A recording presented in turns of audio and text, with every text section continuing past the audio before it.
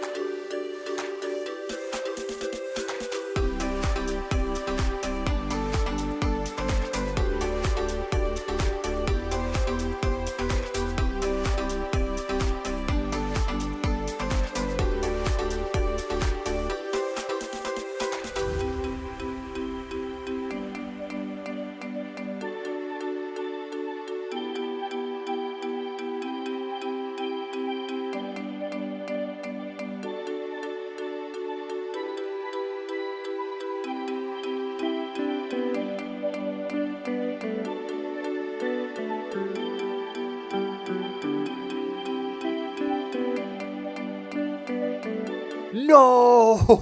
What a crazy game. I've never seen so many enemies on the field of battle at one time. So here's what happened. The toxic gunner was able to slow everyone down, but just didn't have the DPS needed to kill them. So the enemies from wave 34 are still out there. Then wave 35 starts, which brings the Templar, and he starts stunning my toxic gunner army. All the while, the giant bosses from wave 34 are slowly making their way towards my base. And then there's the mysteries from wave 35 that are just running down the path because the toxic gunners can't target them to slow them down, and I just got so overwhelmed that not even the golden minigunners could save the day. In the end, I managed to find the limits of the Toxic Gunner, and while it's great for slowing zombies down, it doesn't have the DPS you need to get the epic victory royale. So if you're going to use it, be sure you bring some high damage towers like the Ranger or the Turret. And that's all I got to say about that. If you enjoyed this video, be sure to smash that like button with your forehead, hit the subscribe button with your big toe, turn on notifications however you can so you don't miss any of my amazing upcoming content. And while you're at it, go ahead and join my growing Discord community. You can do that at discord.gg/JustHarrisonThings. And I will see you guys next time. Take care, be safe, and never forget what I always say. Peace!